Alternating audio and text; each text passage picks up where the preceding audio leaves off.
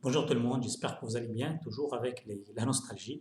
C'est pour l'installation du système serveur 2003.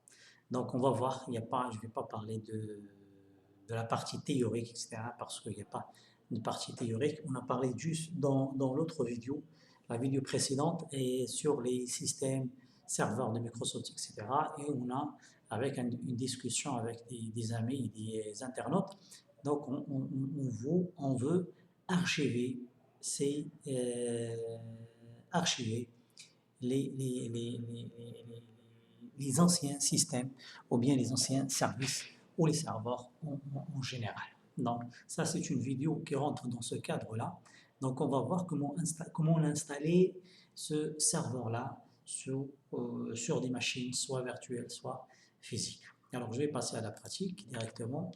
Alors donc après le démarrage de ce système d'exploitation, donc après le boot sur le CD ou l'image ISO, le système il s'arrête à ce niveau-là. Alors pour continuer, il faut cliquer sur Entrée pour réparer si vous avez déjà une installation précédente ou pour quitter le programme d'installation, il faut cliquer sur F3. Alors Entrée, donc le système c'est le contrat de licence, il faut l'accepter avec F8. Alors, on a un espace de stockage. Alors, pour installer, donc je peux cliquer sur Entrée pour créer la partition et installer le système. Alors, pour créer une partition, je clique sur ça. Je ne vais pas partitionner le disque dur. Alors, Entrée pour créer une partition de 40 Go. Entrée pour installer, S pour supprimer une partition, F3 pour quitter le programme d'installation. Alors, donc, comme vous le voyez, la différence entre 2003 et 2000, donc le système, il ne demande pas le FAT32, il demande directement soit FAT, c'est un formatage complet, ou bien un formatage rapide. Donc, le formatage rapide, il est suffisant. Ce n'est pas la peine de prendre beaucoup de temps pour le formatage, ok, et le système, le programme d'installation est en train de formater la partition. Alors, comme on parle, donc on reçoit un disque dur non partitionné, il faut le partitionner. Donc, ça signifie que il faut le partitionner et après, il faut le formater pour installer le système de fichiers qui nous permet de gérer les fichiers et les données. Alors, je vais mettre la vidéo en pause pour ne pas trop, pour que la vidéo soit courte.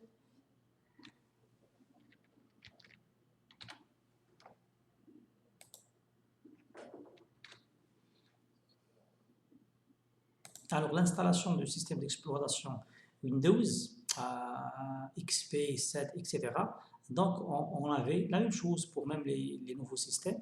C'est le démarrage de, comment dirais-je, c'est une partie, c'est la copie des fichiers sur le disque dur et après le lancement de l'installation. Et comme vous le voyez, c'est presque la même chose avec Windows XP. C'est après la copie des données, des fichiers sur le disque dur, le système il lance l'installateur. Alors, vraiment, oui, je me pose la question, pourquoi pas on a commencé l'enregistrement de tout ça au fur et à mesure. Vraiment, mais ça va rester, s'il est partagé de cette façon, il est stocké sur une plateforme comme YouTube, vraiment c'est important pour l'étude, pour la recherche et pas mal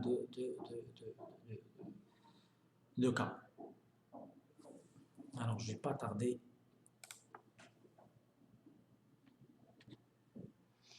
Alors après, il donne c'est la configuration des options régionales et linguistiques, c'est pour la langue, etc.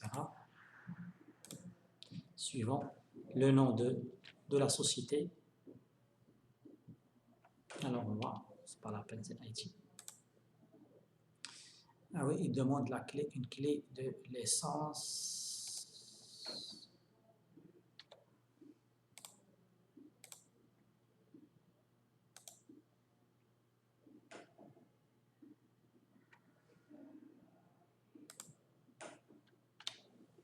Donc après, après l'étape de la clé de licence, donc on a soit le modèle de licence, soit par serveur, soit par périphérique ou par utilisateur.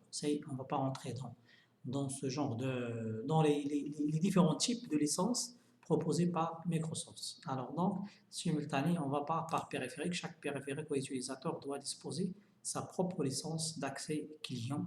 Connexion doit avoir sa propre licence d'accès client. Donc, je vais passer par périphérique ou par utilisateur pour ne pas limiter les connexions simultanées. Alors, je peux renommer DC 2K03. Alors, il propose un mot de passe pour protéger l'administrateur.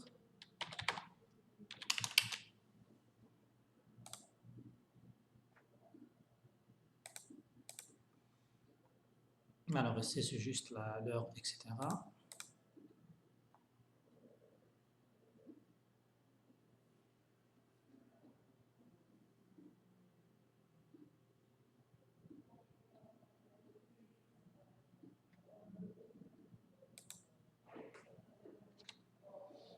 Alors, le paramétrage réseau, je peux personnaliser la configuration ou bien je garde les paramètres par défaut. Alors, est-ce que je peux joindre cet ordinateur ou ce serveur-là à un domaine au moment de l'installation ou bien je peux garder le groupe workgroup.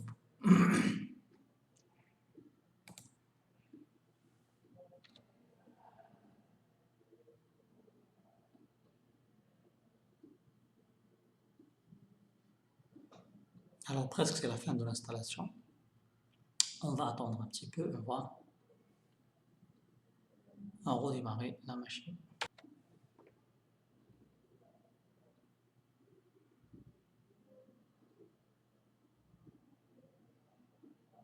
Donc, le système va redémarrer pour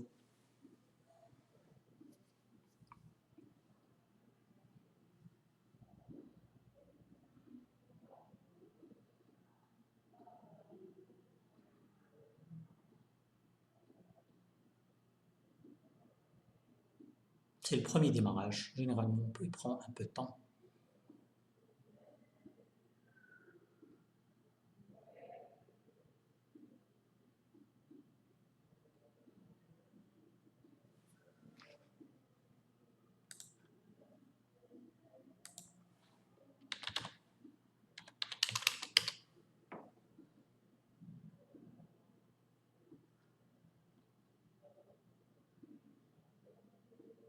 Alors, paramètres d'affichage, il y a un problème d'affichage, configurer une mise à jour automatique, etc.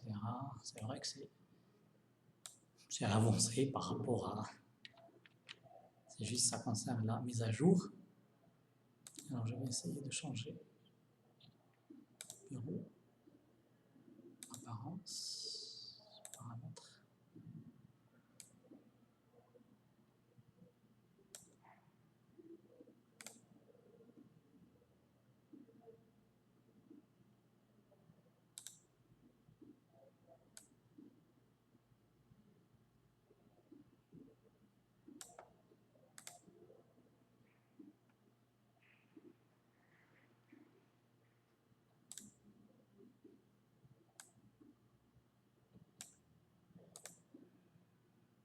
C'est largement suffisant pour faire la démo. Alors, c'est comme ça on a installé le serveur 2003. Ok, ça c'est pour les étapes de l'installation. Et après, on se voit dans une autre vidéo. C'est l'installation de l'Active Directory au niveau de cette deuxième version de serveur qui gère l'Active Directory. C'est 2003. Je pense à ce que je veux partager avec vous et à la prochaine, Inch'Allah.